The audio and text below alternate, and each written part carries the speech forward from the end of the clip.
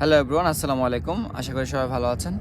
So আজকে ভিডিওতে আমি শেয়ার করবো আসলে যারা অ্যাকচুয়ালি ওয়ার্ক পারমিটে কেনাতে আসতে যাচ্ছেন, সো আসতে পারতেছেন না, অনেকদিন ধরে অ্যাপ্লাই করতেছেন, হচ্ছে না। সো তারা কীভাবে আসলে অ্যাপ্লাই করবেন।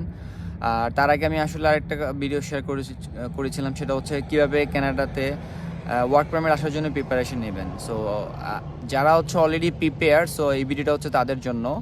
যেমন হচ্ছে আপনি একটা মোটামুটি একটা ভালো জব করতেছেন, মোটামুটি বাংলাদেশে একটা স্টাবলিশ, আপনার মোটামুটি হচ্ছে অ্যাটলিস্ট আপনার মিনিমাম এইচএসসি কমপ্লিট করা আছে।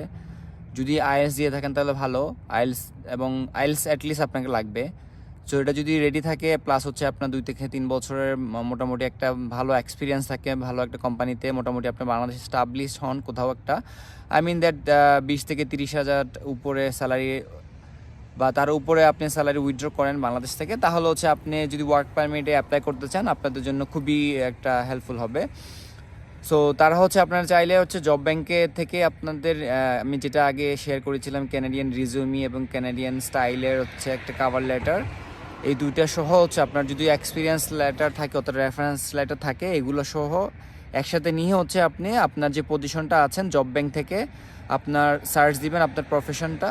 আপনি যদি আসলে যে কোনো প্রফেশন থাকেন না কেন, এটা যদি 0A-B-C হয়, সরি 0A-B, আগেরকার নক করতে বলতেছি, 0A-B, অর্থাৎ আপনি যদি ওয়ার্ক পারমিট আসতে চান, আপনাকে 0A-B এই 3টা ক্যাটাগরির মধ্যে আসতে হবে। যদিও এটা এখন চেঞ্জ হয়ে গেছে, টিয়ার 1, 2, 3 এরকম টাইপের হয়ে গেছে, আমি আসলে অত ভালো আইডিয়া নাই ওইটার ব্যাপারে, বাট আগেরটা এনওসি কথা বলতেছি। 0A-B এই কয়েকটা স্কিলের মধ্যে আপনি বাংলাদেশ থেকে চাইলে ওয়ার্ক পারমিট আসতে পারবেন, অর্থাৎ স্কিল ক্যাটাগরিতে। স্কিল ক্যাটাগরি ছাড়া আপনি কিন্তু আসতে পারবেন না, এই জিনিসটা মাথায় রাখতে হবে। যেমন বাংলাদেশে প্রচুর পরিমাণ হচ্ছে স্ক্যাম হয়, যেমন হচ্ছে বলে হচ্ছে সিডি ক্যাটাগরিতে আসতে পারবেন ওয়ার্ক পারমিটে, বিভিন্ন এজেন্সি ওরা বিভিন্ন অ্যাড দেয়। সো আমরা কিন্তু অনেক প্রতারণার শিকার হই, অনেক টাকা পয়সা আমরা কিন্তু হারাই। So you will never come with work permit like C and D category. So you have to be understand that at the same time you will lose your money. So এই জিনিসটা মাথায় রাখবেন আপনাদের। সো যারা হচ্ছে 0A-B এই 3টা ক্যাটাগরিতে আছেন, তারা হচ্ছে ওয়ার্ক পারমিটের জন্য এলিজিবল, বাকিরা কিন্তু এলিজিবল না। আপনারা চাইলে গুগল করে দেখতে পারেন 0A-B এই ক্যাটাগরিতে কী কী আছে। অর্থাৎ হচ্ছে আপনারা যদি সাপোজ ম্যানেজারিয়াল স্কিল থাকে, সুপারভাইজারি স্কিল থাকে, কুক, শেফ, এরকম টাইপের অনেকগুলো স্কিল আছে, আইটি আছে, সে এইসব টাইপেরগুলো হচ্ছে আপনার কিন্তু 0A-B-C এই 3টা ক্যাটাগরির মধ্যে হয়ে থাকে। এনিওয়েজ আপনি হচ্ছে গুগল করে দেখে নেবেন কোনটা হচ্ছে 0A-B ক্যাটাগরি। এই ক্যাটাগরির মধ্যে যারা আছেন তাদের প্রফেশনটা আগে বের করবেন, অর্থাৎ আপনার এনওসি কোড কোনটা, এনওসি কোডটা বের করে দেন হচ্ছে আপনি অ্যাপ্লাইগুলো করবেন। আদারওয়াইজ আপনি যদি আপনার টাইমটা নষ্ট করেন, আপনার কোনো লাভ নাই, ঠিক আছে? এই জন্য আপনাকে বুঝতে হবে। অ্যাট দ্য সেম টাইম আপনাকে নিজেকে প্রিপেয়ার করতে হবে, am I qualify for this job, am I qualify for the post, আমার কি এই যোগ্যতাগুলো আছে, আমার কি প্রফিসিয়েন্সিগুলো আছে, আমি কি ইংলিশে অ্যাবল কথা কমিউনিকেশন করার জন্য, এই জিনিসগুলো আপনাদের মাথায় থাকতে হবে।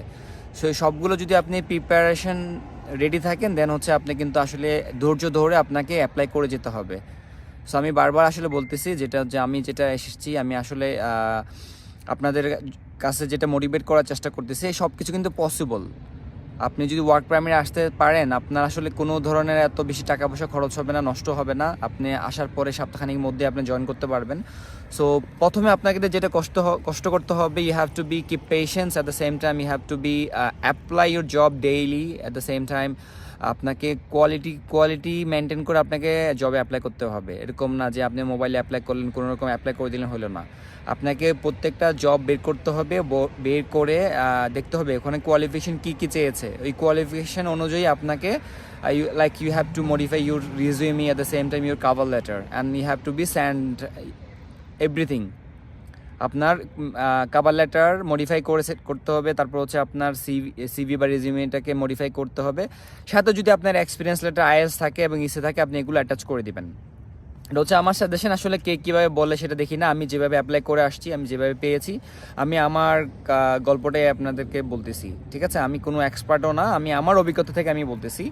সো এইভাবে যদি আপনি করতে থাকেন, একসময় দেখবেন আপনি কিন্তু একটা রেসপন্স পাবেন। এবং এটা আপনি করবেন হচ্ছে, আমি সবসময় বলে থাকি ভাইয়া, আপনাদের কাজে পাশাপাশি করবেন। আপনার যদি মনে করেন যে না, আমি সব কর্ম বাদ দিয়ে আমি 24 ঘন্টা অ্যাপ্লাই করবো, তাই হবে না।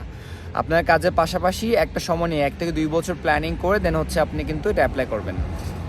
এর মধ্যে কারো দেখা যায় 5-6 মাসের মতো হয়ে যায়, কারো 1 বছর 2 বছর লাগতেই পারে। যেমন আমার মনে করেন 1-1.5 বছর 1-2 বছর মতো লেগেছে আমি পেয়েছি জব অফার। তো ধৈর্য ধরে আপনাকে লেগে থাকতে হবে। আপনি যদি অধৈর্য হয়ে যান তাহলে কিন্তু আপনার জন্য কানাডা না। So at the same time আপনাকে প্রিপারেশন নিতে হবে, পাশাপাশি আপনাকে ইংলিশ কমিউনিকেশনগুলো ভালো রাখতে হবে। সো যাই হোক, যেটা আসলে বলতেছিলাম জবের ব্যাপারে, দেন আপনি শুধুমাত্র আসলে জব ব্যাংক থেকেই করলেই হয়, আপনার এত কষ্ট করার দরকার নেই। আপনি যদি না পারেন শুধুমাত্র জব ব্যাংক থেকে অ্যাপ্লাই করেন, আর কোথাও থেকে আপনার অ্যাপ্লাই করতে হবে না, কারণ জব ব্যাংকটা হচ্ছে কানাডিয়ান গভর্নমেন্টের একটা হচ্ছে ওয়েবসাইট। এখানের মধ্যে আপনি সব কিছু পেয়ে যাবেন। অর্থাৎ কোনো এমপ্লয়ার যদি কোনো কোম্পানি থেকে বা ফরেন ওয়ার্কার হায়ার করতে হয়, তাদেরকে আসলে এই কানাডিয়ান ওয়েব জব সাইটের মতো হচ্ছে ওদেরকে অ্যাড দিতে হয়। অর্থাৎ সবাই কিন্তু এখানে অ্যাড দিবেই। সো এটা আসলে আপনাকে অন্য কোথাও না করলে হবে, শুধুমাত্র একটাতে ফোকাস করেন সুন্দরভাবে। আপনার আমি যেভাবে শেয়ার করলাম আপনার ঠিক ওইভাবে আপনি কন্টিনিউয়াসলি অ্যাপ্লাই করতে থাকেন। বাট মেক শিওর আপনাকে প্রত্যেকটা জব অ্যাপ্লাই করার আগে আপনার সিভিটা এবং রিজিউমটা মডিফাই করে দেন অ্যাপ্লাই করতে হবে। সো এই রিলেটেড যদি আপনাদের কোনো জব ব্যাংকের রিলেটেড যদি কোনো কোয়েশ্চেন থাকে বা অ্যাপ্লাই করতেছেন বুঝতে পারতেছেন না, সেক্ষেত্রে আমাকে কমেন্টস করে জানাতে পারেন। সো আমি চেষ্টা করবো আপনাদেরকে রিপ্লাই দিয়ে আপনাদের যাতে উপকার করা যায় সেভাবে সাহায্য করার জন্য। সো আশা করি আমার ভিডিওটি ভালো লাগবে। ভিডিওটি ভালো লাগলে অবশ্যই চ্যানেলটি সাবস্ক্রাইব করে এবং শেয়ার করে আমার পাশে থাকবেন। সবাই ভালো থাকবেন। আসসালামু আলাইকুম।